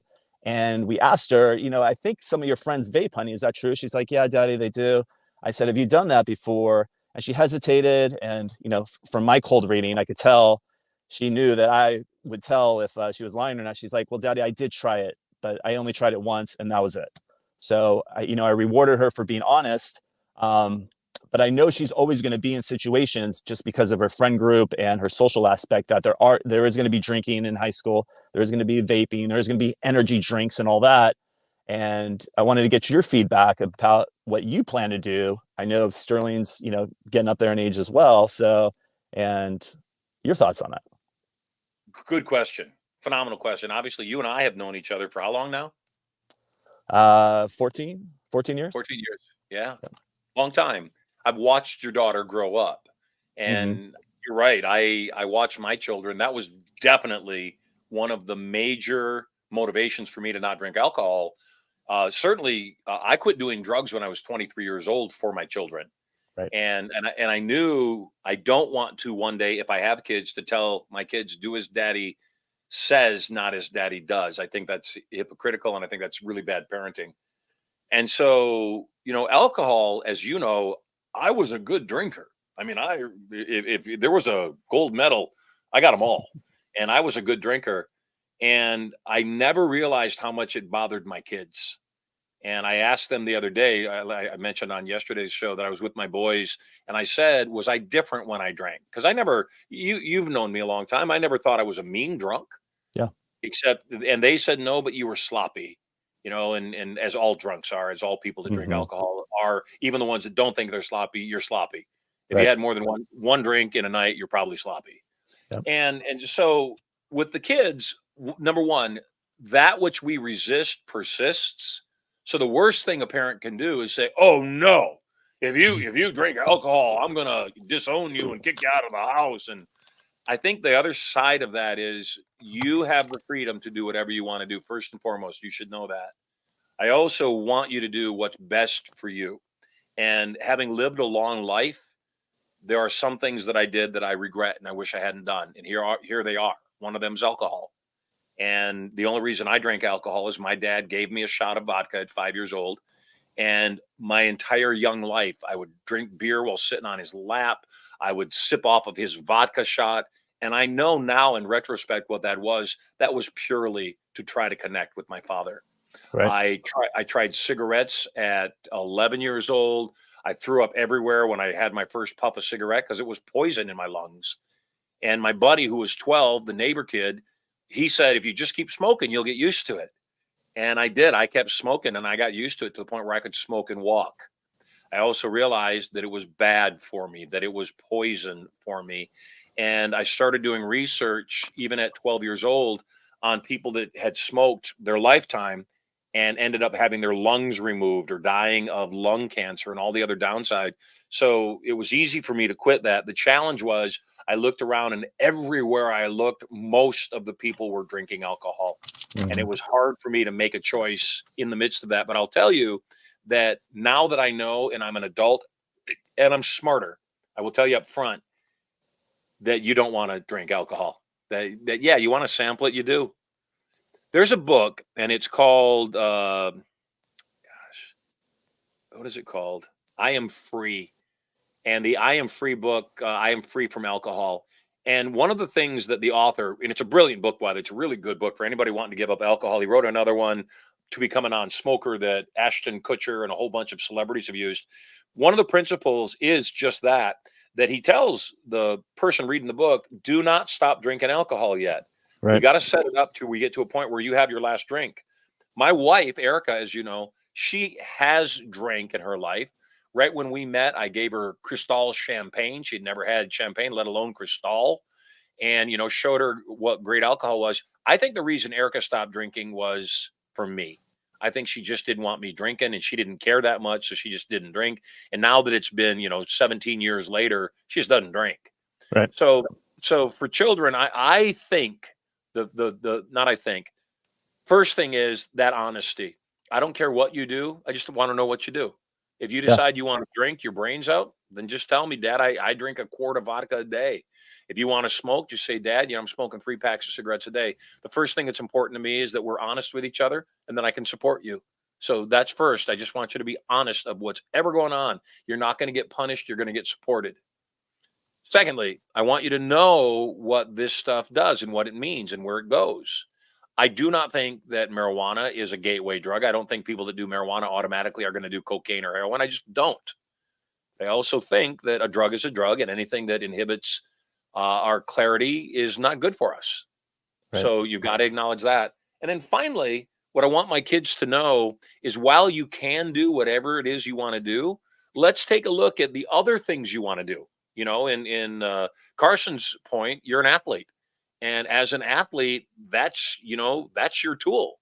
And if you really are sincere about being really good as an athlete, you won't give it two thoughts, even if the team captain is drinking and smoking and doing whatever they do, because they're not you. And because Right. you're my child, I just want you to ask, is it you? And I think that that's the biggest thing that you can do for your kid is keep coming back. Alan Carr's easy way to quit Right. drinking. Yes. Yes. Yes. Yeah, That's a good one. Alan Carr. Yeah, my bride just texted me as she's always the goddess taking care of me. Yes. Thank you, Erica. Thank you. Yeah, so I have easy. that, by the way. Yes. I have the book too. It's phenomenal. In fact, I remember the first time I read it. I read it before I stopped drinking, but the first time I read it, I quit drinking for like 8 months after I read the book because it just didn't make any sense to drink anymore.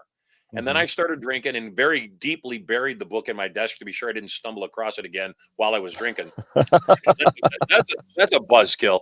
And now, though, I would highly recommend Easy Way to anybody wanting to stop drinking, wanting to stop smoking, because they are very profound. But, on the kid thing, just, is this you? If it's you, Yeah. then yeah, heck, I'll buy your cigarettes for you if it's you. But Is I this just you? don't I think, like that. I like yeah, that. I is it like you? that phrasing because again, I think her personality is like, she wants to do the opposite. Like if I say, "Hey, honey, tomatoes are really great." Oh no, I hate tomatoes. I'm gonna eat something else instead. I'm gonna do the opposite. So I think with her personality too, that'll be even more effective, not based on the fear of something, but it's like, "Hey, honey, just as long as you're honest with me, I just want you to do whatever you want to be happy." Right? Does that sound Yeah, not I just want you to do what makes you happy. I want to do what's in alignment with who you are. right? And Okay. I support whatever that is. Again, my own story, my kids know my story. Obviously, they watched my alcohol story. They saw me drinking. And on at least one occasion, I know that I was less than kind to my son. Okay. And while it wasn't a big deal to me, and I didn't think I was that unkind, he thought I was that unkind. And so I was. And they don't know about my drug days because I obviously quit doing drugs a long time prior, but I'm open with them about it. And I've had the conversation. This is how I started doing drugs. This is why I started doing drugs. This is why I stopped. And so I think that having a real conversation so our kids end up better than we are is the best route. And Yep. I agree, most kids are like your daughter and that they're going to do the exact opposite of what their parent tells them to do. And so much like yesterday, I said, one of the phrases that I use with my kids that works really well is I just look them in the eye and I say, what am I going to say? What am I Right. about Yeah. to say? And they know what I'm about to say. And if I punish them, I ask them, do you know why I'm doing this right now? And the answer is always the same. Yes, because you love us. Okay, I do love you, but do you understand the rest of the motivation that I'm doing this? Yeah, you don't want us to run in the house because you don't want us to break our arm. Yes, that's the reason. It's not Hmm. that I'm mean and I want to control the environment and you're going to do what I want to do in the environment. It's because I'm smarter than you by virtue of the fact I've been around longer than you have been.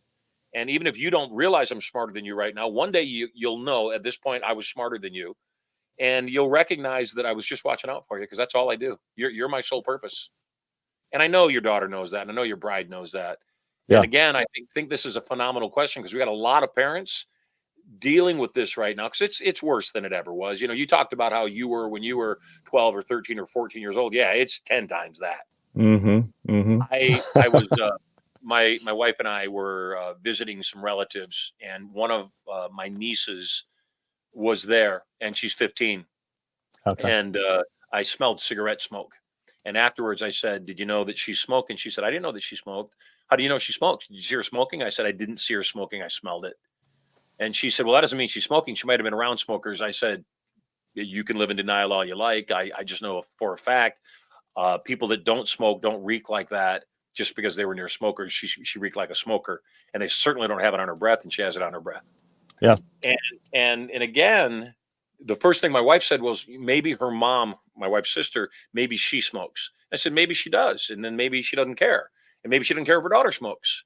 I said, but the fact of the matter is, yes, right around 12, 13, 14 years old, alcohol, drugs, tobacco, everything gets introduced. Yep. So any parent that thinks, "Oh, my kids, they've never been exposed to alcohol or drugs or smoking," they're just in denial. No, they go to a private school and it's a Catholic school or a Mormon school, and they just don't do that. I say hogwash. You don't know that the private schools are worse You're right. because they're more confined and they're more restricted, and so they have more of a compulsion to do those things they're restricted from. And I said, so your kid is being exposed. If you're homeschooling your kids, yeah, maybe not quite as much. Anytime they're alone at church, anytime they're alone at music class and they're hanging out with their band, somebody in their band's already smoking, guarantee it. Right. Yep. Somebody in their gymnastics class has already tried drugs. It's just a fact. And so I think that's the biggest takeaway from our conversation. And I appreciate you asking that. And Yeah. and again, I love you. I love your wife. I love your kid. And nothing would make me happier than anybody's kid listening to this program or any parent listening to this program and being able to have a better conversation about that thing that's hard to talk about and it Right. must be talked about. Thank you, So Marshall. I love you. I love you too. I appreciate I it. love you. I can't wait to see you again. It's been way, way, way too long. Yes. And we're having great success with the broadcast already, even on day 7. So I'm excited about growing it and glad you came back. Came back Yes. home. Yes. All right. Have a All great right, Ken. one. Love you. You too, Bye brother. now. I love you too. Take care, brother. Good stuff. Yeah, we are our children's hypnotists. And you are the first hypnotist your kid encountered from the time they were born until they were probably 7 at least, probably right around 8 years old. Everything you said to your child, they believed to be true. And more importantly, they acted upon it as if it were true. And so again, you've got to pay attention to what you're saying because what you're saying matters. Let's see. Let's take another call here. Who did I promise? Go ahead and bring him up. Producer Tom. Monica, you are loved. Hello, Marshall. Welcome home. Thank you. I'm going to tell you, I'm coming from Alberta, Canada. Lovely. We love our Canadian friends. Yes, I'm connected to Annie and Adam. Oh, awesome. Those are exceptional human beings. Yes, I think so as well. So my question is, well, okay. So as a human being, we often have we're hardest on ourselves. And how do we move forward in believing that we can do what we might feel is impossible? And how do we shut down that loud voice that is negative, that inner voice inside of us? How do we silence that voice? Well, the first way you silence it is acknowledge that it's your voice. Mm. That's the first step, is that it's your voice. And if I said to you, Monica, say this word, you could say that word. If I said a word you didn't want to say, if I said, Monica, drop this F-bomb, and you say, Marshall, there's kids here, I just don't think it's appropriate to drop the F-bomb, you wouldn't drop the F-bomb. Right. Our mind is no different. That the challenge with thinking and our mind is people think that we have random thoughts in our mind, and we don't. It's the same as what comes out of our mouth. We choose what comes out of our mouth. We choose what we focus on in our brain. Does that mean that I don't have, a flashing thought of somebody driving down the freeway? I can see that their arm's hanging out their door, and I don't have a fleeting thought, gosh, what if they're too close to another vehicle and it rips their arm off? Yes, those thoughts pop into people's heads, and thoughts like that all the time. The distinction is, do we dwell? Do we dwell? Do we stay on that topic? Do we expand on that? Do we look everywhere for arms falling out of windows? Or do we just say, no, that was a fleeting thought, and frankly, a genuine, realistic, and desirable concern, because it is. So what we do is we've got to ask ourselves this question, and here's the answer to what you asked me. Does it serve me? Does the belief that I'm holding right now about any topic, does it serve me? My wife, have you been to Turning Point? No, but I'm coming. Yes, you are. You are I coming am. as guests of Adam and Annie, correct? Right. Yeah, awesome. So when you come to Turning Point, we're going to talk about changing up your language patterns. And we're going to help you understand what are some of the words that we think actually work that don't. They actually work against us. And when we hold the belief, what happens is we step into that reality and nothing else works. One of the key words is try. Even Yoda said, try you mustn't, do you must. And the reason that we don't want to try is try automatically implies failure. It sets us up to lose. And so if we are trying something and we don't succeed at that thing, our brain will say, well, I did what you told me to do. I tried. In fact, if we succeed at the thing we're setting out to do, our brain doesn't think we're doing what we set out to do, because now we're no longer trying, we're actually doing it. So as subtle as that one word might be, it has impact. My mother telling me early on, work hard, get ahead, because that's what she did. She worked 3 jobs. She never saw her kids. She worked herself almost to the grave. And it wasn't until I met my mentor, who reinvented Halloween, that I watched become a millionaire worth $60 million inside of 5 years, that I realized that hard work is not the way to success. Smart work is the way to success. And so when you start understanding what are the distinctions that cause people to become someone new, then you step into those distinctions. Also, can I ask you, so I have a passion. I love to help people. Yes. And so my passion is big. I have a couple of things I do. Well, I have several things I do, and I don't know how to home in to that passion. So I'm 63 years old. All my kids are grown and they're adults. Well, you look beautiful. Oh, well, thank you. My Yeah, you definition work. of parenting is that you are put into management. They grow up, you're forcibly retired, and then you're hired on as a consultant. That's my theme for parenting. So, I love the fact I wouldn't have it any other way, and I would have them grow. So they've moved, and my life, my greatest passion was my children. Sorry. So I'm trying to find that next purpose and that next step. I am a Lomi Lomi practitioner. I do some body management. I'm moving forward to somatic breathing and things like that. I love to help people. I'm just trying to figure out how to pull all that together to move it forward. Yep. Well, Monica, you're going to fall in love with me. If you're not I'm already. pretty much in love with you. I really like you a lot. Thank you. And here's the reason you're going to fall in love with me is we have the same passion, and I get it. You know, I'm looking at my kids now at 12, about to turn 13. My next one turning 11, and my daughter's 9. And it's a blink. And I don't think people that don't have kids know how fast children grow.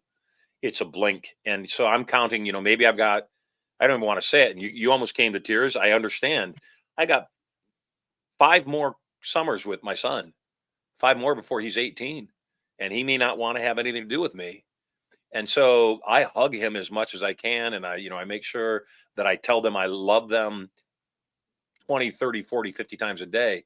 Your question is, what do you do once you're an empty nester? What do you do once they're grown? Well, obviously they need you in different ways. But I also think that I would agree, you know, my mother had 11 children. She birthed 11 children, and we were her world.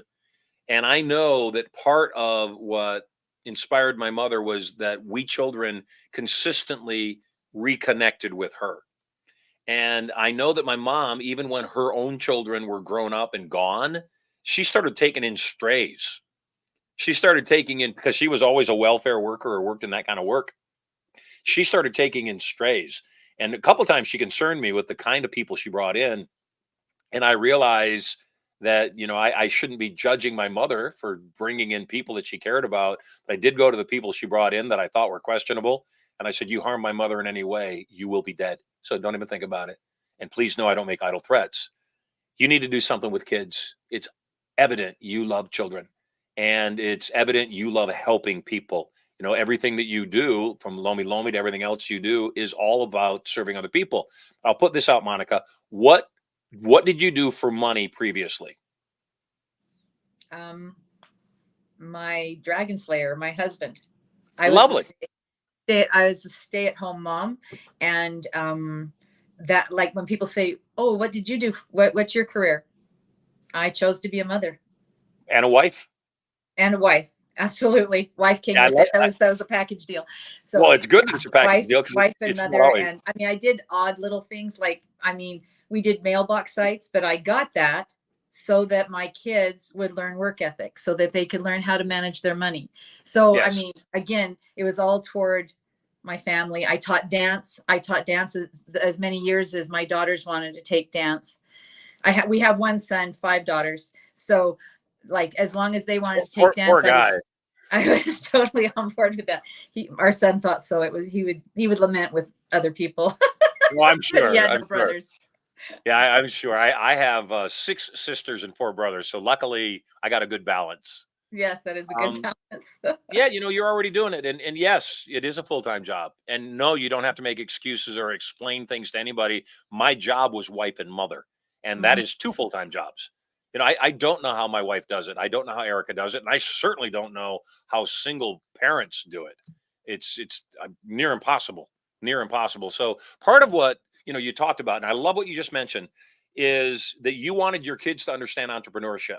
You didn't need the money. You didn't really even want to be in the business, but you wanted to be in a business so that your children would say, okay, I want to be in a business. This is how a business runs. So that is amazing. So when the piece, though, that I think that you don't know that you haven't even really focused on because you haven't had to is monetization. How do I take something that I love, like Lomi Lomi or teaching kids or, raising children? How do I take that and how do I make it make money? And not because you need the money, because it's a benchmark, it's a scorecard, it is an indicator of how well you're doing what you're doing. And it's a way for you to say, okay, this works, but also help other people. We have a 501c3, a charity called Yes, the Young Entrepreneur Society. And the Young Entrepreneur Society is to inspire children under the age of 18 to launch their own businesses, whatever it is, to take whatever and it was born from my daughter. Prosperity one day was at the table and she was making bracelets out of plastic beads. And I said, those are very nice. That's a lot of bracelets, though. She said, yes, they're for my friends. I said, what a nice thing to give to your friends. And she looked up at me like I was nuts. She said, I'm not going to give these to my friends. I said, what do you mean? She said, I'm going to sell them to my friends. I said, yep, that's my daughter. That is my daughter. And she made the plastic bracelets. And right after she made the plastic bracelets, she said, you know what, Daddy? I don't really want to sell plastic bracelets. I want to sell real jewelry. I said, what do you mean? She said, I want to launch my own company. And I'm just amused. And I said, really, what's it going to be called? She said, it's going to be called Prosperity Style. I said, Nice. really? I said, what is it going to be? She said, I'd like it to be jewelry. So her mom and I and her, all three of us, we sat down and we said, so what's your style? What's your logo? What's your brand? She said, well, I want it to be feminine. I said, okay, what's feminine? She said, roses are feminine. I said, okay, let's start with a rose. I said, what else is it? She said, I want it to be elegant. I said, what's elegant? She said, well, you know, princesses are elegant. I said, what makes someone a princess? She said, they have a crown. I said, okay, let's put a crown on the rose. So that's her logo for Prosperity Style. It's a rose that wears a crown, and it's gorgeous. It's a phenomenal. I'll play it against Louis Vuitton or any of these other logos that have become logo brands anywhere, and it's perfect. In fact, prosperitystyle.shop is her website. I didn't know that we didn't have prosperitystyle.com until yesterday, and I found out. I realized we didn't have it. And when I asked my wife why we didn't have it, she said it wasn't available. I went online and it was immediately available. And so somebody must have had it and let it pass by, but we nabbed it yesterday. So yes, when you come to Turning Point, number one, you're going to love me because I monetize things and I am unapologetic about that process because it's good for everybody. It's not just good for me. It's good for the people I sell to. It's good for people watching things being monetized. If both Canada and the United States had this massive movement where we all became entrepreneurs and we all decided we wanted to sell things, if that all happened at once, both economies would flourish. Both economies would massively flourish by that. And so I believe that the best thing that you could do right now is just figure out, what do you love? You love kids. You love your kids, but you love kids. You love teaching people. That's clear. You taught dance just to be near your daughter. You taught dance just because you want to be near your kids. And you said, heck, if they want to learn something, maybe I'll teach them. And then all their friends are here and I can hang out with them and I don't have to be away from them. My wife, whenever she takes the kids to baseball or gymnastics or jujitsu or music or parkour, she stays with them, not just because we want to make sure they're safe. She likes being with her kids. And so she's made that her life. So I predict you're going to come to Turning Point. And after you go to Turning Point, you're going to decide that what you want to do is become an instructor, become a speaker, become a teacher. And I mark my words, you're probably going to say, I want to teach kids. And I love teenagers, which people say are hard, but I think they're fabulous. So that's a big thing. And just as a funny, Annie's my baby. Ah, wow. Well, no wonder you're so gorgeous. I love my kids. I really do. And so I'm going to throw this out really quick because, there's the word of the day and you said sentence. So set your clocks. It's time to fly to Turning Point. Any of those words fit in? Hey, nice. Good shot. I like it. But no, not the words. But no. Okay. Well, No, it was worth a good. shot. So are you and the husband coming to Turning Point? Yes, we are. Yay. Yeah, we're excited. He was in and out here, but we have an appointment here at the house. So Good. yeah, so he didn't show himself. You just made my day. The fact We're that very excited. Oh, you should be. The fact that you guys are family of people that have already been to Turning Point, you made my day. You made my day. Well, I find you a very, oh, you're just a very good, great, wonderful experience to hear and talk to and listen to. So thank you so much. Well, ditto back to you. I love that you called your husband your dragon slayer. He is my dragon. I adore your daughter and her husband, and I'm looking forward to having all of you at Turning Point. We'll see you soon. Okay, thanks. See ya. You bet. Take care. Life is good. Life is really good.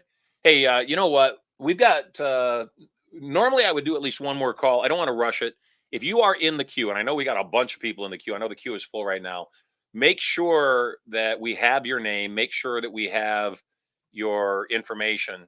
And then you're going to get on tomorrow's show. We're running out of time today, and I don't want to cut you loose. So we're going to wrap it up.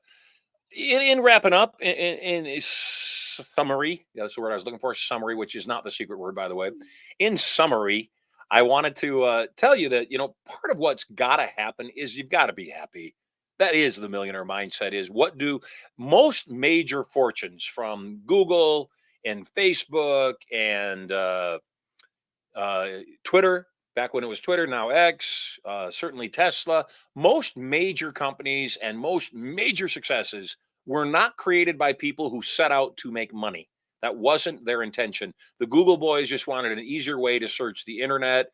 Mark Zuckerberg just wanted to get laid and wanted to be able to be the guy rating all the girls. So they don't usually start off with a purpose of making money. It transforms into that. So I want you to know, if all you're doing is something to make money, reconsider your motivations, reconsider what drives you in that, and find the thing that you would do even if you didn't make money. For me, changing your life. So as we're wrapping up the show today, we had Teresa on first, we had Ken, and we had Monica just now. You choose. Vote in the chat who gets the 10 ounces of pure silver today. Vote in the chat, and on tomorrow's show, we'll announce who got the votes. Teresa was asking about being an author when she doesn't really think that is what she's suited to. Ken was asking about drugs inside of his, how do we have the hard conversation with our kids about drugs and alcohol and smoking? And then obviously Monica was just talking to me about, what do you do once the kids are moved out? How do you reinvent yourself? How do you become someone new? So you vote who was the most interesting call of the day. I'll announce tomorrow first thing who won the 10 ounces of pure silver. And tomorrow, maybe it's going to be you. Word of the day inside of the word of the day envelope was not mentioned. I said before we started the show, the top of the show, and listen very carefully during the first 30 minutes. I won't always say it right away. I will always give you at least 2 clues. I do my best to give maybe 3 or 4 clues, but I always give at least 2. And today I did. Today I started off the broadcast by saying today is going to be a monster of a show. And there's a lot of architecture that goes into putting a show like this together. I gave clues. They're not going to be easy. It's not. I'm giving away thousands, but it is going to be given away eventually. And so what is a monster inside of architecture? Well, if you look at old buildings and you check out the architecture and you see a monster on the building, that was the secret word of the day. The secret word of the day today was gargoyle. Gargoyle.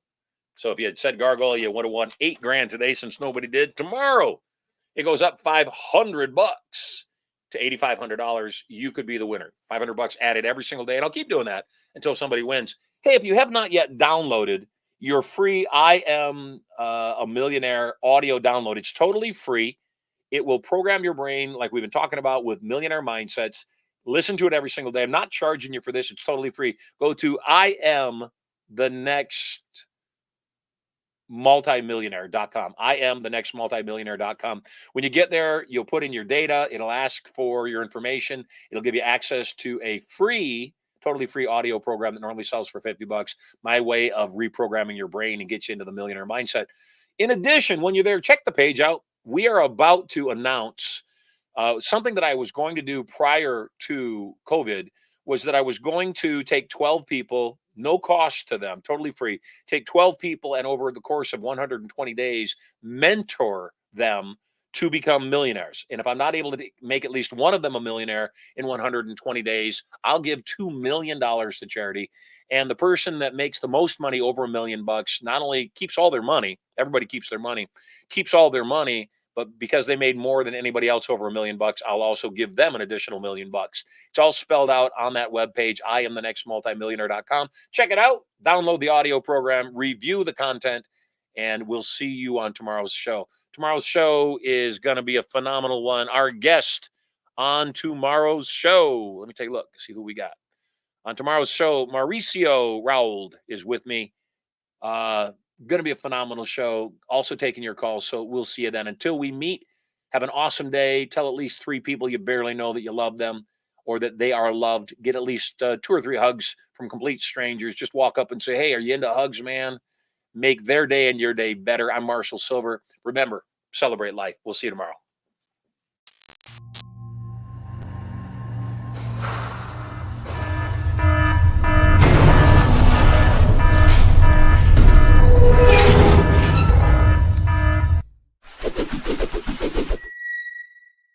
Hey there, moguls. It's me, Marshall Sylver, your personal millionaire maker. Getting very excited about my brand new show coming up 2 hours a day, 5 days a week. I'm going to broadcast live to you. I'm going to give you content, information, emotional, mental, physical, and even spiritual power.